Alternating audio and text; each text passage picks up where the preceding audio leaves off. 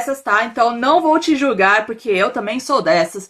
Quando vê um kit de pé calcador, já vai logo comprando, e na maioria das vezes a gente guarda tão bem que nem sabe aonde a gente guardou. E na hora que vai usar, né, a gente vai sentar ali pra costurar, não sabe onde guardou os pés calcadores e a gente fica assim com preguiça de procurar, não é verdade?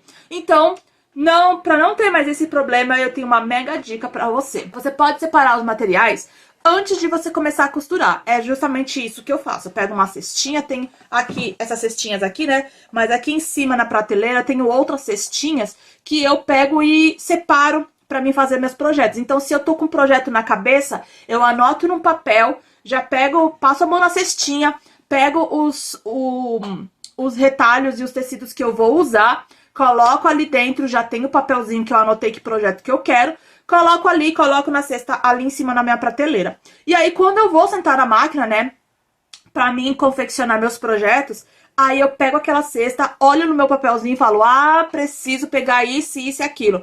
E aí eu já pego os meus pés calcadores, linha especial, já pego as agulhas, já pego tudo, sento na frente da máquina e vou costurar. Se você é novo na costura, nova na costura, não sabe por onde começar, assim, não sabe que linha que você coloca pra você fazer aquele seu projeto, é simples. Basta estudar um pouquinho mais sobre as linhas que você já vai notar que existe algumas linhas favoritas das costureiras, que é a que elas mais usam para fazer N projetos aí no mundo da costura. Se você quer saber mais sobre as linhas e qual linha serve para cada tipo de projeto, eu te recomendo o meu guia da costura, onde lá tem um guia só para as linhas e vai facilitar muito a sua vida. Existem tecidos que não são recomendáveis para iniciantes, tá? Quando eu comecei, eu queria fazer um vestido de seda e eu tinha uma semana de máquina. Tá? A máquina tinha acabado de chegar, era no finalzinho do ano, e eu queria passar o ano novo com um vestido de seda. E pasmem, tá? Pasmem. Eu fiquei quase um mês inteiro pra fazer um vestido. Sim. Ah, Esté, mas você estava começando. Não, não era só porque eu estava começando, não. É porque o tecido era difícil. Eu era iniciante na costura. Eu não podia ter pego aquele tecido. Eu podia ter pego um tricoline, eu podia ter pego um linho, uma napa, um algodão cru, mas qual tecido que eu peguei? Uma seda? Sim, eu peguei a seda, uma seda mais fina que tinha na loja de tecido e que ela desfiava a rodo só de mexer com ela. Seda realmente é assim. Seda é um tecido mais difícil de costurar, porque ele escorrega, ele é difícil de você costurar, você tem que ficar fazendo acabamento nele o dia inteiro. Então, não é recomendável para costureiras iniciantes.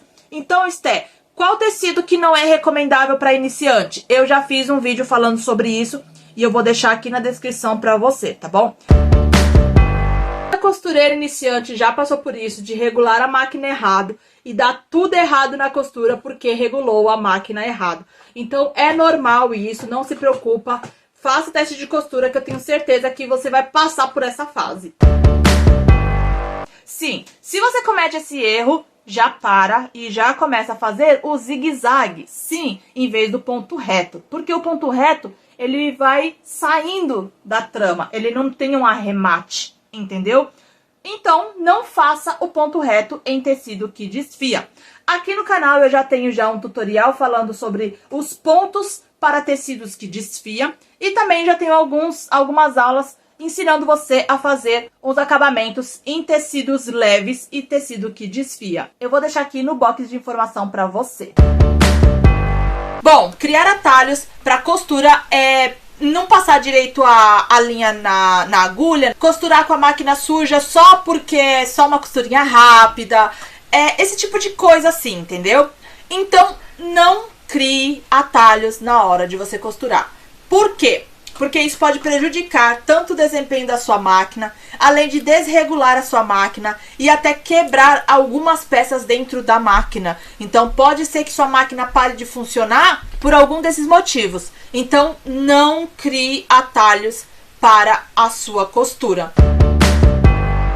não verificar, aqui eu coloquei não verificar a cor da bobina, mas não verificar a cor da bobina, não verificar se a bobina tá cheia, não verificar se a bobina é realmente essa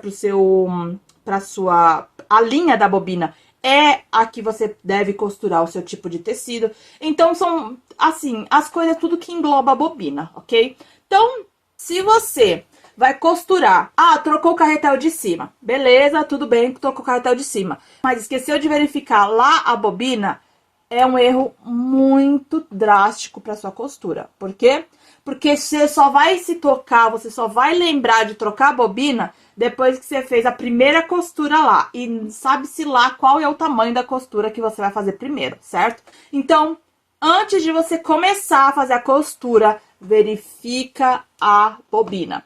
Por quê? Porque senão você vai dar trabalho para você desfazer tudo lá na frente. Por que você tem que estudar o projeto antes de fazer?